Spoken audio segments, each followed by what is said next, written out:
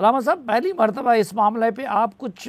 تھوڑے حد سے زیادہ غصے میں نظر آ رہے ہیں، وجہ کیا ہے؟ صاحب وجہ یہ ہے کہ ہر 2-3 ماہ کے بعد کوئی ایسا واقعہ ہو جاتا ہے کہ جس کے مجرمین پکڑے جاتے ہیں اور پھر وہ رہا ہو جاتے ہیں، اور پھر ہم 2-3 ماہ کے بعد ماتم شروع کر دیتے ہیں، ایک نیا سانحہ ہوتا ہے۔ اس وقت یہ ہوا کہ الحمدللہ اللہ تعالیٰ کی توفیق سے اور آپ جیسے بھائیوں کی دعا سے ڈنمارک میں اور سویڈن میں جلایا گیا، تو اس کے خلاف پورے ملک کے اندر میں نے مسیحی قیادت کو، دیگر مذاہب کی قیادت کو، اور جس میں مسیحی برادری نے اپنے چرچوں میں پروگرام کیے اور قرآن کریم اٹھا کر کہا کہ یہ ہمارے لیے محترم ہے۔ دوسری طرف ہم نے یہ چند لوگ جو ہیں جن کی وجہ سے آج ہم پوری دنیا میں شرمندہ ہیں، انہوں نے نہ صرف ان کے مقدسات کو، ان کی جان و مال کو خطرے میں ڈالا، بلکہ ایک تصویر میں نے صاحب دیکھی جس میں ایک ماں چھوٹی چھوٹی بچیاں اور بچے لے کے کھیتوں میں چھپی ہوئی ہے اور پوری رات اس نے کھیتوں میں گزاری ہے۔ تو میں اس وقت سفر میں تھا، میرے تصور میں آیا کہ رسول اللہ صلی اللہ علیہ وسلم تو ان بیٹیوں کے تحفظ کے لیے آئے، ان کے تو آنسو اس کے لیے بہے، ہم کون سے مسلمان ہیں کہ ہم نے جو ہے ان بیٹیوں کو جو ہے جو رحمت تھی ان کو زحمت بنا دیا۔ اور پھر رسول اللہ صلی اللہ علیہ وسلم کا معاہدہ ہے نجران کے مسیحیوں کے ساتھ، جس میں ان کی عبادت گاہوں کو، ان کے مقدسات کا تحفظ دیا گیا ہے، اور جو ہمارا کیس تھا، جو ہم لڑ رہے تھے ناموس رسالت کا، قرآن کریم کا، وہ ان لوگوں نے کمزور کر دیا، اور یہ کوئی بڑے طاقتور لوگ نہیں ہیں۔ پھر ریاست اور ہماری عدالت جو ہے، مجھے عدالت سے اس لیے شکوہ ہے کہ یہ عدالت مجرمین جوزف کالونی ایک واقعہ ہوا تھا صاحب، شراب کے کاروبار پہ جھگڑا تھا، لیکن پوری مسیحی آبادی جلا دی ناموس رسالت کا نام لے کے۔ عدالت نے جو مجرم تھے ان کو بری کر دیا، اور ایک مسیحی کو 7 سال جیل میں رکھ کے پھر کہا کہ یہ بے گناہ ہے۔ تو یہ میرا ملک جو ہے، اس کا آئین، اس کا قانون، اس کا دستور قرآن و سنت کے تابع ہے۔ میں کس کو کہوں جا کے، کس کا دروازہ کھٹکھٹاؤں کہ میرا دین بدنام ہو رہا ہے؟ لیکن علامہ صاحب، آپ نہیں سمجھتے جو بھی بندہ ذاتی مفاد کے لیے کر رہا ہو، یا ذاتی تنازع کی وجہ سے کر رہا ہو، یا بغض اور حسد کی وجہ سے کر رہا ہو، تو کہیں نہ کہیں اس کو کوئی مولوی مل جاتا ہے جس کے فتوے کا وہ سہارا لیتا ہے۔ صاحب آپ سے بہتر پاکستان میں یہ مذہبی معاملات کو کوئی نہیں سمجھتا۔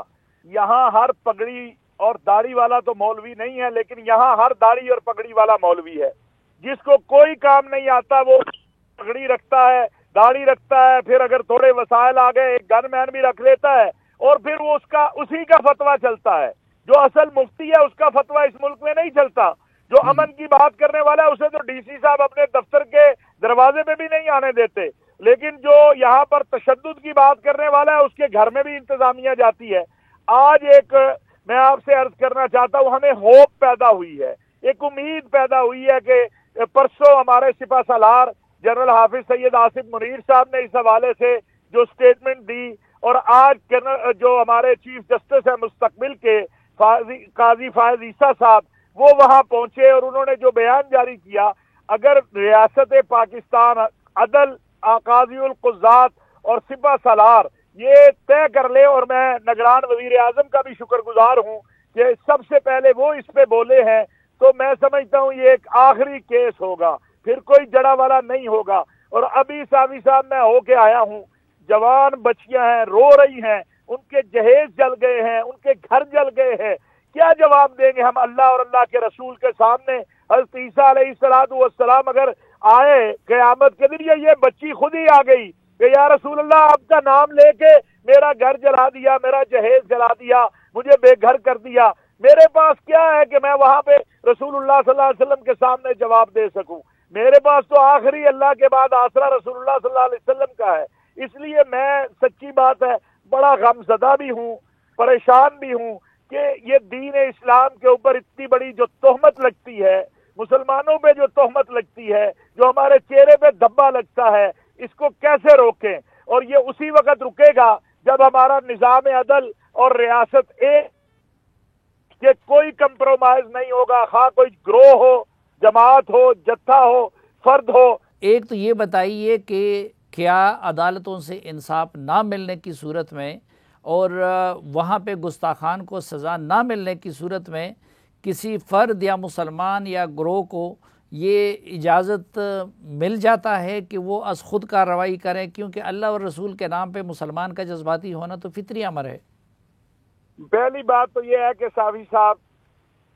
جرم ایک شخص نے کیا ہے یا دو نے کیا ہے، پوری بستی کا کیا قصور ہے؟ چھوٹے بچوں کا کیا قصور ہے؟ عورتوں کا کیا قصور ہے؟ مجھے آپ بتائیے، یہاں دو افراد کے نام آئے، ان کی تصویریں لگی ہوئی تھی، کیا اسلام مجھے یہ نہیں کہتا کہ پہلے میں تحقیق کروں؟ قرآن کا حکم ہے ان جاءکم فاسق بنبأ فتبینوا، کیا میں نے تحقیق کی؟ میں نے تحقیق نہیں کی۔ پھر میرا ریاست کے ساتھ ایک معاہدہ ہے کہ میں قانون سے باہر نہیں جاؤں گا۔ میں جب پاکستانی ہوں اور میں نے پاکستان کا شناختی کارڈ پاسپورٹ لیا ہے تو میں نے ایک معاہدہ ریاست سے کیا ہے کہ میں قانون سے میں نے قانون کے تمام دروازے کھٹکھٹا لیے ہیں کہ جہاں سے مجھے انکار ہوا ہے؟ نہیں، یہاں پر تو چند گھنٹوں میں، چند منٹوں میں پوری کی پوری بستی، تقریباً 20 چرچ ہیں جو جلائے گئے ہیں۔ یہ 76 سال میں اتنا بڑا سانحہ نہیں ہوا ہے۔ مجھے آپ بتائیں کہ اگر میں اپنی کتاب جو اللہ کی کتاب ہے، جسے میں مانتا ہوں، میں اس کی تعظیم چاہتا ہوں، تو میں جو دوسرے کی مقدس کتاب ہے یا مقدس مقام ہے، میں اپنی مسجد کی اگر تعظیم چاہتا ہوں تو مجھے دوسرے کے مقدس مقام کی کیوں تعظیم نہیں کرنی چاہیے؟ بہت شکریہ جناب حافظ طاہر اشرفی صاحب۔